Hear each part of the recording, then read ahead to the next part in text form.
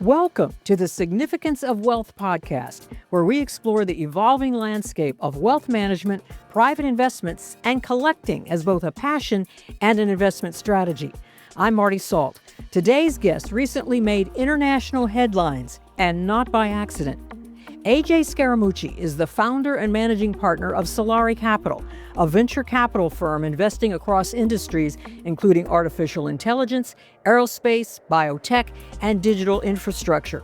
He also serves as co-chairman and president of SALT, one of the world's leading global investment and leadership platforms. Earlier this year, AJ stepped into the collectibles spotlight when he won a 42-day auction to acquire the ultra-rare Pikachu Illustrator Pokémon card for $16.5 million, setting a record for the most expensive trading card ever sold. The purchase reflects a broader thesis AJ is pursuing through a new venture called Treasure Trove, which aims to identify and acquire rare, culturally significant assets around the world. In this episode, AJ and Tom discuss the thinking behind that purchase and the bigger idea behind Treasure Trove, why scarce collectibles may represent an overlooked asset class, how global capital is beginning to move into this space, and what it means to build wealth through the world's rarest objects. Now here's your host, Tom Ruggi. Welcome to this month's edition of the Significance of Wealth podcast. I am super excited to have with me today AJ Scaramucci. AJ was the buyer of the most expensive Pokemon card ever purchased, a whopping value or purchase price of $16.5 million. And, with me being pretty involved in the collectibles market, I was contacted to do an interview. And I did an interview and it got published the next day. And AJ followed up with me. And when I got the initial message that the purchaser of the Pokemon card was contacting me, I was like, oh man, this guy's probably pissed at me because, I was trying to fathom how the card could be valued at $16.5 million.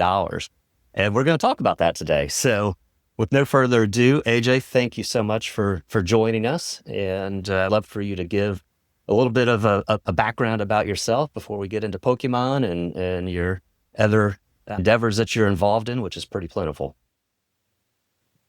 But Tom, good to see you. Yeah, my quick story is I worked in Silicon Valley for a bit. I had some roles at Tesla and at Google. Then I moved down to Los Angeles and had a spectacular experience working as an entrepreneur in residence with Dr. Peter Diamandis. We collaborated and built a number of different companies together. And then eventually I moved to China. I was investing alongside Dr. Kai-Fu Lee at Sinovation Ventures, who is the CEO of Google China, is a prominent node in the AI ecosystem out there. Got COVID in China in November of 2019, so had to get out of there and enrolled in business school over at Stanford. And while I was there, started a venture capital firm called Solari Capital. And at Solari Capital, we both invest and incubate companies. We have a very multi-stage approach. So we'll invest tickets as small as $2 million up to $150 million into things that we like and we have high conviction. Walk me through the process and to some extent even the mindset that you had with this card. I mean, there were 97 bidders on the card. It was auctioned through Golden Auctions. I think the period of time that the auction was open was 42 days. Was your mindset going in, hey, I'm going to get this no matter what? Or was it something that kind of incubated over time as you got more involved in the bidding process?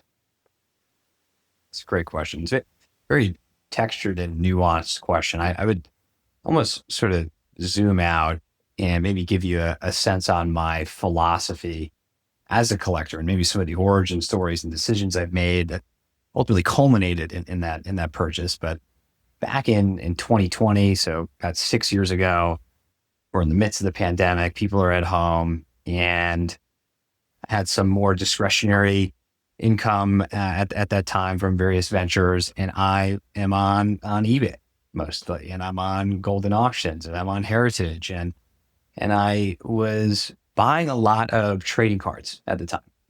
both in the sports category, basketball, football, baseball, you name it, but also more so in Pokemon. And Pokemon was right in the crosshairs of my childhood nostalgia. I was 7, 8, 9 years old when those Game Boy games came to the United States, circa 1998, 1999, as well as the trading cards. And I thought that just intuitively, I mean, Pokemon's the highest grossing franchise of all time. These cards are absolutely iconic and they're incredibly scarce, particularly the ones that are graded by, say, a PSA or Beckett or CGC, which is a third-party authentication service that steps in almost like a Moody's rating agency. So I started buying some of the PSA 10 Charizards, the Neo Genesis Lugias, just different things I could get my hands on at the time. And that portfolio, as ridiculous as it sounded, Pokemon cards, is up over 10 times over that 6-year period. And some of these cards now are $500,000, $600,000, $700,000. And they're no longer cards. They feel like pieces of art, and they need to have insurance, and they need to be vaulted. They need to be stored safe. And in 2021 and 2022, I became privy to more layers of the Pokemon collectible universe that were beyond even what I could see. And this Illustrator card popped up, and the story of that card is fascinating. It's a card that you can't buy. You had to earn or win in an Illustrator competition in Japan in 1998. And there's really 39 to 41 of those in circulation and just one in a PSA 10. So you've got this interesting dynamic where this iconic Pikachu card was up for sale in 2022. I hadn't actually heard about it at the time. And Logan Paul came out of the woodwork with a whopping $5.3 million purchase. Which at that time was an insane valuation for that card number. too, right? Yeah. It was an insane number at the time. And I had it actually, him buying that card drove up the value of all the cards that I had bought a few years earlier.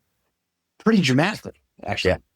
Yeah. And I'd say for him buying it's kind of like a marketing. I mean, it's almost like just a marketing push because I mean he's a marketer and of course, as anybody that's familiar with the story knows, he wore a gold and diamond necklace around his neck everywhere he went. And yeah. Absolutely right. Yeah. I think Logan, in many ways, he's kind of a pioneer in collecting. I think in some ways, I view him as an activist investor in the same way, say, a Bill Ackman might be, or a Dan Loeb might be, where they make an investment and they tell you about it. They tell the story of why this thing is undervalued.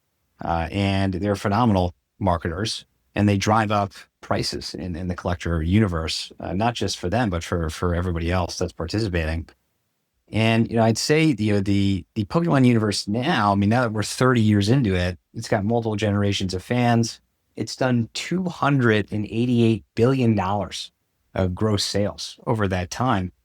And not only is it the highest grossing franchise of all time, it's like living in another dimension, almost like another electron orbital. If you added up the total gross revenue of Harry Potter and Marvel and Star Wars combined, it would be less than Pokemon. And Pokemon, if you look at trading cards, and my best guess, there's some fuzziness here, but order of magnitude, the market cap of trading cards is about 60 billion now. And my best guess, scraping PSA, Beckett, CGC data, is the market cap of Pokemon is approaching $15 billion. I mean, that is a massive, gargantuan subset of that superset. So when you look further, it's like, okay, well, Pokemon and Pikachu are synonyms with each other, right? They're tied together. If I asked you, Tom, hey, name one swimmer, who would you name? I think you probably know Michael Phelps. There you go. Can you name a second swimmer for me? What's funny is who crossed my mind is Greg Louganis, but he's actually a diver. But I'm playing with you here. Yeah. For there's power laws everywhere, right? And so Pikachu inside the trading card universe, because Pikachu is such an iconic character, there's so many cards, right? And if you look at the top 10 most graded cards submitted to PSA, over half of them are Pikachu cards in the Pokemon universe. The number one most graded card is actually a collaboration between the Pokemon company and McDonald's. It's a Pikachu at McDonald's. It's been graded 302,000 times. I mean, I would encourage your audience to look up the Van Gogh Pikachu. It was a collaboration between the Pokemon company and the Van Gogh Museum. A number of years ago, they had some pop-ups where they were giving these cards out, and it was an incentive for people to come to the museum. There's videos on the internet of absolute pandemonium, stampedes in the museum. Kids, adults, scalpers, in some cases pushing and shoving, trying to get this card. And this card, there's a publicly traded company now in Hong Kong that is aggregating just that one card, the Pikachu Van Gogh card. It's got a $90 million market cap. Right? So when you try and find Pikachu in the trading card universe, and you have to ask, like, where is the nested power law? Well, there's a power law in Pokemon, as there is in swimming and all these other places. We've established that. Well, where's the power law in the Pikachu card universe? And it's to this illustrator, because this illustrator is the original artist drawing Pikachu for nearly the very first time on a card. Only 39 to 41 in circulation. Only one in a PSA 10, which is why you saw this parabolic price action. And anytime there's a one of one in collecting, that's what happens. And my take, which I don't even think is that hot of a take, is that the Pikachu card, the illustrated card that we now own, I think is more valuable than all of the first edition PSA 10 Charizards combined, which would insinuate over $130 million of value, let alone the media and marketing value that came from purchasing the card. I mean, the fact that you knew about it and so many people knew about it, and the sports card community too, they reach out to me and they're like, what the hell's going on? How is it possible that a Pokemon card broke the record for the most expensive card? And I counter and I say, well, the revenue of the Pokemon company on an annual basis is bigger than Major League Baseball. It's bigger than the NHL, guys. Right? And I think a lot of that has to do just with the generations that are interested in these things, right? Pokemon fans, they're below the age of 35, ultimately. So, there's a disconnect in understanding. Also has to do, I think, with the global attributes, because That's true too. You mentioned the sports card industry, which I've been very involved in for years and years. But by and large, I don't know the stats, but I would have to think that that's probably 90% of the big purchases are U.S. purchases, and obviously, Pokemon is a global phenomenon. Still, AJ, I want to get back to the process and perhaps even the final day or night of bidding. Mm-hmm. I'd love to know kind of what was going through your mind. Did you know anything about who you were bidding against? Yeah. Yes, I did. I mean, me and my team, we ran a full-blown investigation trying to reverse engineer who else was in the auction. We found a variety of people all over the world. In places like China, to Brazil, to Dubai, Abu Dhabi, to Saudi, to the UK. To your point about global, it was, as I joked with Ken Golden afterwards, it felt like World War Pikachu that night. It was bits up and in all over the world, right? And I knew that there were at least 6 very, very serious, kind of institutional bidders that we're going to take this well above 10. I knew that those 6, there could have been maybe 3 or 4 of those 6 that were going to take it above 13, which was where the record started to break, right? Because last year that dual Logo Man card that Kevin O'Leary and his crew bought sold for about 12.9 million. So I knew that the record was going to be broken coming into the night. And, the poly market and the Cal sheet prediction markets didn't know that, right? The kind of weighted average pricing on those. Yeah, you probably could have made some money on the poly market that night. I probably could have. I really didn't want to put myself in that kind of situation, but obviously, I was an observer and I'm like, okay, I don't know if people are fully appreciating and understanding what is about to happen. And, this consensus guess of 10, 11 million, which is kind of where it was floating, was off. It was off by at least $2 to $3 million. And you my knew view. that going in, or at least you felt that I way did. going in. So you were I did. prepared to pay what you paid for this. I was. Yeah, I was. And I think that I knew the record was going to get broken for sure. Beyond 13 million, it started to become a little bit more of a gray area, or a kind of a blue ocean. It's okay. I know that there's going to be about 6 people that are going to kind of take it into this zone, but I don't really have a nuanced understanding of, is there going to be a significant fall? I figured there'd be a significant fall off after 15 million. And I think, I could be wrong, Ken Golden would know, after 15 million, there were still 3 bidders in the mix. And around like 15 and a half, it was 2. And then up to that 16 and a half, it really was a kind of a 1v1 type scenario. And there was a Chinese bidder, a Hong Kong based consortium that was in the mix to the very end.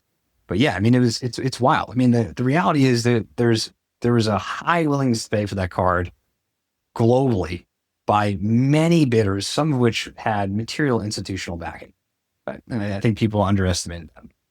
I've personally participated in probably 100 auctions, and there's times where your anxiety level, because you want something so badly, that your anxiety level gets to a point.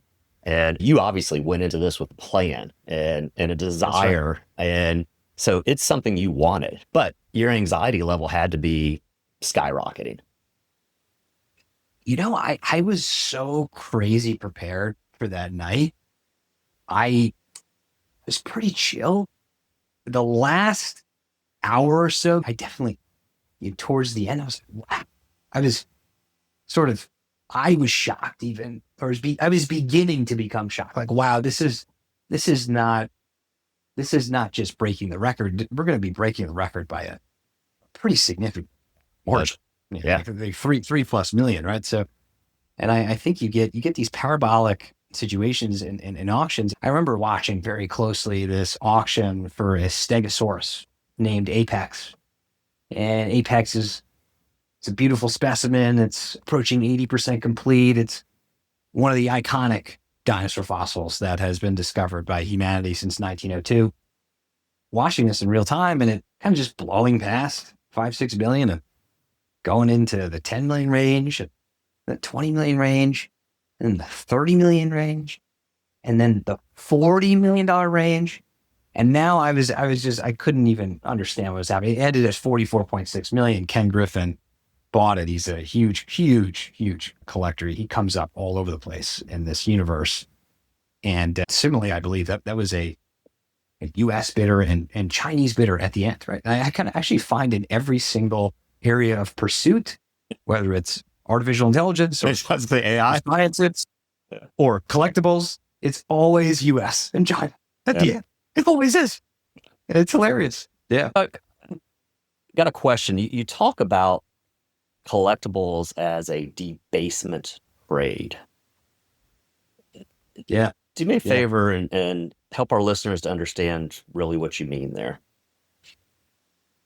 Absolutely. Yeah. So I view collecting really as a store of value debasement trade, a hedge against inflation, a real world scarce asset of sorts. And humans are fascinating. We are meaning making machines. Various assemblies of atoms are imbued with meaning and therefore imbued with value. And if you take out your Benjamin Franklin with 100 on it, the intrinsic value is 0. We all know that, but we've all sort of agreed that it's worth $100. And if you read Neil Ferguson's book, The Ascent of Money, his own definition of money is trust inscribed, right? So if I flash back to 1971, where we're coming off the gold standard, we were in a period of heightened inflation during the 70s. Right. And from 1971 to 1980, 81, gold appreciated 24.3x. Wow. That's effectively a 40+% IRR. The S&P at the time was up a modest 2 to 3%. So you had a decade run of 10x performance, 10x alpha in this debasement trade. And your gold increasingly became this safe haven asset. If you added up every single ounce of gold that has ever been mined in the history of humanity and you multiplied it by the price per ounce, you would get a number between 35 and $37 trillion. That number is over 7 times larger than the market cap of NVIDIA. When you say that to a person in Silicon Valley, at Anthropic or at OpenAI, it's initially shocking. And gold is hitting all-time highs again recently. Right? And I argue that gold is the first collectible because people use it mostly for jewelry and for a store value. And central banks around the world are hoarding this stuff.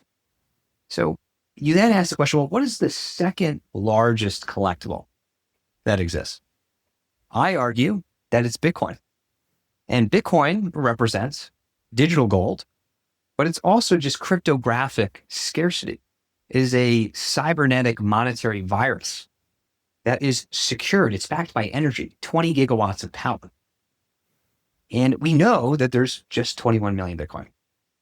So when I buy Bitcoin, I have an understanding of both my numerator and my denominator in a way that I do not when I have a US dollar, because the Federal Reserve keeps clicking the money printer button, right? So the denominator keeps changing, and it changes dramatically day over day, year over year. So Bitcoin has created $1.4 trillion of economic value over a 16-ish year period. Unbelievable. So you've got gold as a physical store of value. You've got Bitcoin as a digital store of value. And collectibles, in my view, are being slept on as the cultural store of value. And how big are collectibles? It's very hard to know, right? They're so opaque and there's not a lot of price discovery. So me and my team, we spent tons of time scraping auction data, trying to understand what's in the hands of museums and foundations and nation states and sovereigns, and just get at least an order of magnitude sense of how big this thing is. And it turns out it's a hard thing to answer. We think that it's about $25 trillion. That's the superset. Okay, so it's significantly bigger than Bitcoin, not quite as big as gold. But a lot of that 25 trillion is owned by foundations, museums, and nation states. So a modest 6.3 trillion, we believe, is owned by private citizens. And these are people like Mohammed bin Salman and Ken Griffin and Steve Cohen and David Rubenstein and Bill Gates and the richest people in the world. Right? So when you click in to that 6.3 trillion, what you find is that there's yet another nested power law where the top 20% most expensive collectible are driving over 80% of the net asset value. And those top 20% are owned by 10,000 people or so. Right? So there's 10,000 people in a population of nearly 8 billion that are benefiting from this debasement trade in the shadows. And if you look at even art like Basquiat's or Picasso's or Salvador Mundi, which sold for $450 million to Mohammed bin Salman just a few years ago, or you click into rare manuscripts like the Declaration of Independence or the Bill of Rights or dinosaur fossils or Pokemon cards or sports cards or watches or rare cars and on movie props. Like there's so many little nooks and crannies in collectibles. And the best of the best assets, the grails, have unbelievable alpha. Yeah. Unbelievable alpha. That Pikachu card that we bought, I mean, that card was sold in 2012 for $50,000. That card has been compounding at 51% IRR for the last 14 years. Okay? It's a small little $16 million sliver of a $6.3 trillion superset. But nonetheless, when you click into all of these little subsets, you find that same pattern. So when I say debasement trade, I think that collectibles are the largest debasement trade I've ever seen since early gold, circa 1971, or early Bitcoin, circa 2009, 2010, and 2011. And people need to pay attention to this asset class, and it's about to get institutionalized. So that's a great segue. So it's for that reason that you purchased the Pokemon cards through Treasure Trove, correct? That's right. So we've talked about this offline, and candidly, I was fascinated by kind of your insight and your thoughts on what you're doing there. So let's talk about what you're doing with Treasure Trove and you've done what you're planning to do going forward. Definitely. Yeah. So, I mean, the Treasure Trove, back in 2020 when I was doing my own collecting, and a lot of stuff you can't find on eBay and you can't even find on heritage auctions. And there's just all kinds of stuff. And you gotta hunt it down, right? You gotta know where it is, who owns it. And it could be anywhere. That Pikachu card, as an example, that card has been in Japan. It's been in Dubai. It's been in Puerto Rico. It's been in New York. It's now in a vault in Delaware. That thing has been moving all over the place for many decades, right? And a lot of these buyers are anonymous. You have no idea who they are. And they're anonymous intentionally. So anytime I bought something, just as an individual, it felt like I was on a real life treasure hunt.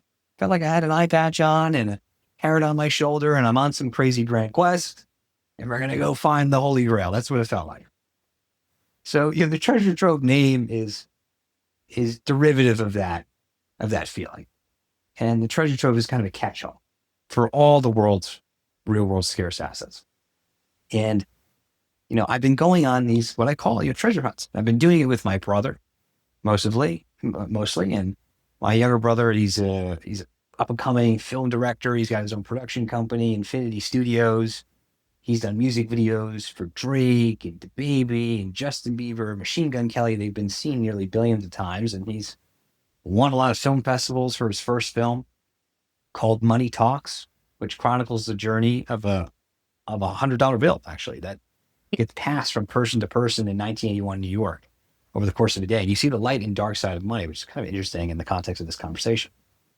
But me and my bro, we're I'm sort of the financier, or, I'm kind of doing the math and trying to figure out what's what and like where to go next and purchasing. And my brother's he's been telling the stories, right? He's been filming these experiences. And in collecting, you meet some crazy people, crazy in every facet. Right? The collector mentality is an obsessive mentality. And so people can't just own one sports card. Right. I mean, I remember we met each other, right, just the other week, and you can't just own one 1952, Topps rookie card. You got to own every single one, and they all need to be authenticated by PSA. They all need to be signed, right? So that behavior is ubiquitous.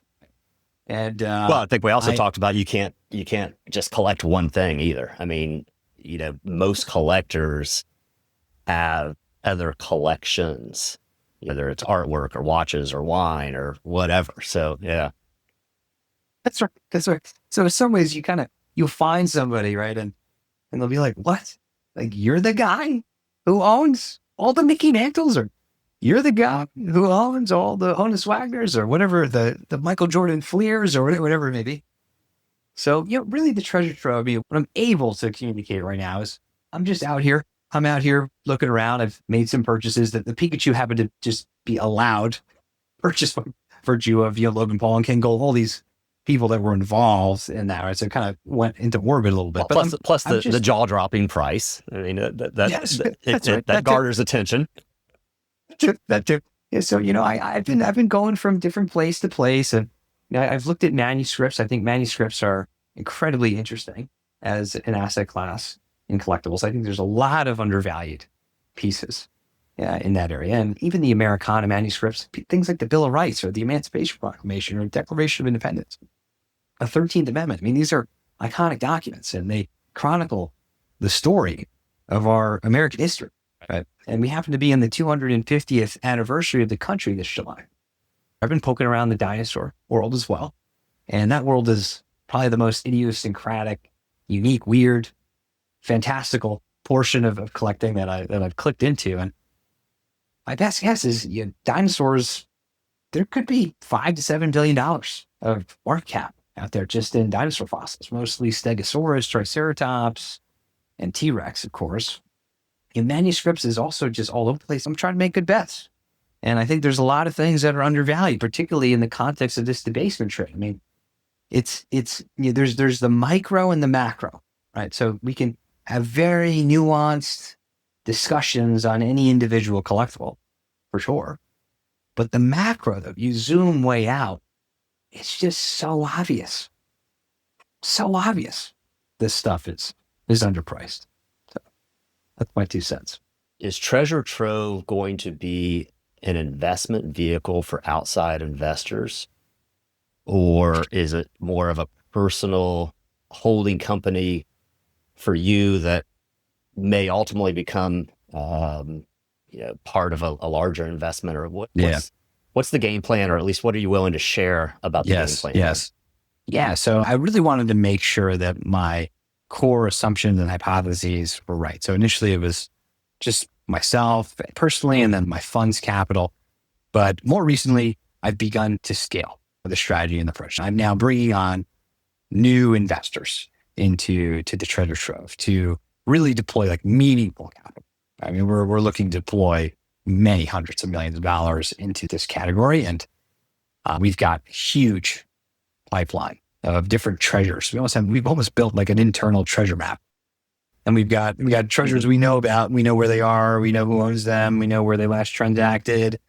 We've got all kinds of nuanced data that represents the compounding sub-asset classes and so on and so forth. So that's exactly right. We are beginning to scale beyond our own capital.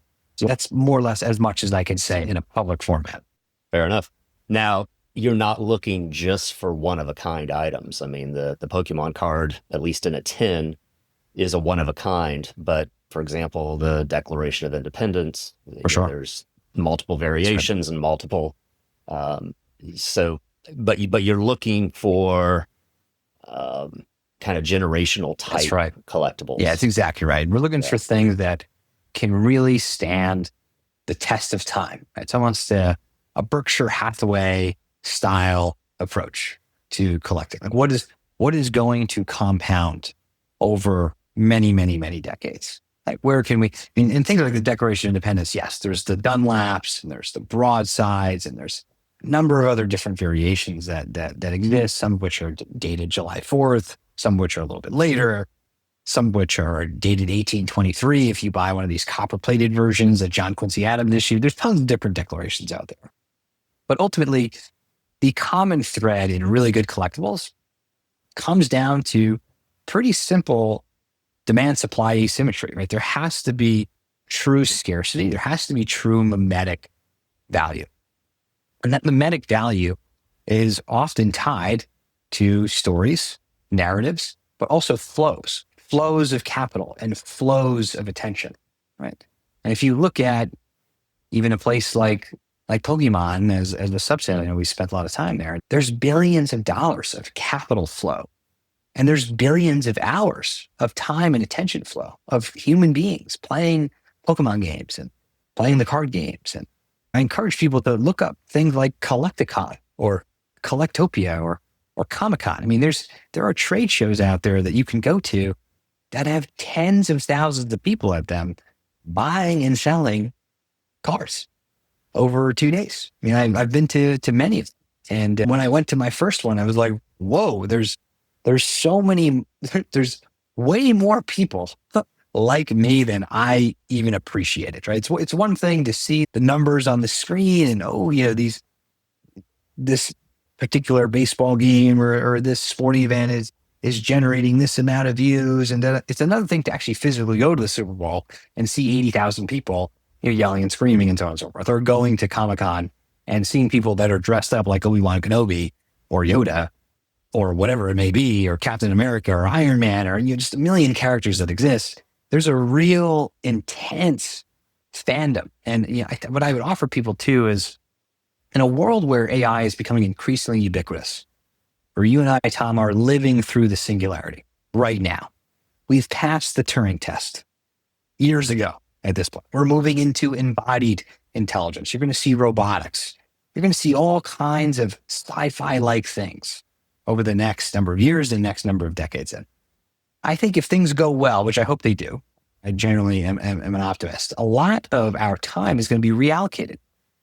I'm hopeful that humans will spend less time focused on basic needs like food and water and shelter and all those layers, those lower layers, those foundational layers of Maslow's hierarchy, and they'll begin to self-actualize. And when humans self-actualize, when they are post-scarcity, what do? They pick up hobbies. They play instruments. Like you, they buy 1952 Topps cards, or they go to conventions, or they start to get more creative. They start to have fun. And my theory is that a lot of value is going to accrue, a lot of investment value is going to accrue into all of those areas of self-actualization, particularly areas where there are scarce assets. Right? And collecting, in many ways, represents the culmination of that thesis. The AI narrative, the inflation narrative, the debasement narrative, which are all real, are fueling the collectible narrative. They're entangled with one another. I just encourage people to really just zoom out as far as you can and see what's actually happening. Difficult to do. You talk about AI and you talk about 2 years, 5 years, 10 years. I mean, that's compounding so fast that it almost feels like that's day to day. Yeah. Things are just changing. But yeah. Any idea how involved private equity is starting to get into this space? Yeah. Because I sense from various auctions and the escalation of value, and of course all the money that these firms such as Solari Capital, for example, has, I think that intuitively, without having actual knowledge about this, intuitively, I'm thinking that that's pushing some of this up. What's your take on that? I think you're right. I think the institutional capital, it is there. It's still small in the grand scheme of things in collecting. I mean, a lot of collecting is, at least collecting objects, right? If you're talking about sports teams, I mean, private equity is in there heavily. Private equity deployed $10 billion into sports teams over the last 12 months. It's kind of a different animal. You're talking about movie props or trading cards or, things like this. I mean, there's some dabbling. There's dabbling happening. And there are some private equity firms or even some hedge funds that are in the space. I would say that it's still early in that way. Still in its infancy, huh? Yeah. Okay. With Treasure Trove, do you anticipate an eclectic portfolio of a number of collectibles, or do you feel like there's going to be a focus of more specific collectibles? Yes, indeed. We are. I think it was interesting about gold is in gold, there is an atomic unit. And there is an ounce of gold. And then we've all sort of agreed that an ounce of gold is worth $5,000+ an ounce. And there's 6.7 billion ounces. And that's it. That's the measurement system that we're using for gold. The atomic unit of Bitcoin is a singular Bitcoin, or it's a Satoshi. There's 21 million. That is the language and abstractions that we've used. And I think in collecting, what's unique or divergent from those two is those two are homogeneous assets, right? Like one piece of gold, if I have a piece of gold and you have a piece of gold, they're the same thing. I got a Bitcoin and you got a Bitcoin, they're the same thing. If I have a Declaration of Independence and you have a T-Rex, well, they're not the same thing. But in some ways they are, right? That's a core part of my argument. So the Treasure Trove believes that there should be an atomic unit for collectibles, right? Like there has to be some kind of abstraction that wraps collectibles such that people can get exposure, particularly at scale. And so how does Treasure Trove differ from what you're doing with Solari Capital? Definitely. Yeah, so Solari Capital, it's venture fund. Right? I mean, we're investing in pre-seed, seed, Series A companies in the early stage. We'll invest in growth rounds that are more pre-IPO. We focus on private markets investing with a real technology bent. So that's my and my other partners' backgrounds. So there, I mean, we're placing bets all the time, large and small. Every once in a while, though, we'll come across something that's really, really interesting. So a few years ago, that happened to be what's happening in mental health. And in mental health, there's a huge phase shift happening away from SSRIs, away from antidepressants, into a new wave of psychedelic therapeutics, things like ketamine, MDMA, psilocybin, things like transcranial magnetic stimulation that actually have curative properties, right? So instead of Zoloft, where you get numbed out, and really there's 42 million Americans now on antidepressants, and they don't really work. They're just kind of like a numbing agent, essentially. There's a new paradigm that is curative. So there's so many people that I'm close to that have PTSD or treatment-resistant depression or whatever it may be. So I was thinking about it, and I was like, okay, well, we're going to have to build a really big provider network to take care of people in this new paradigm. The old paradigm is not going to work. The pill mill of shipping pills to your house continuously from CVS or your local pharmacy that you just take and numb out for decades, that's not going to work. We need in-person, vertically integrated clinics, provider networks that are integrated with insurance, psychiatrists, and therapists that can actually administer and deliver something that's truly healing for patients. So I said, hey, I didn't see anything or anyone building something in that space. So when we can't find an investment, but we have a thesis, we'll just start a company. So we started Radial Health.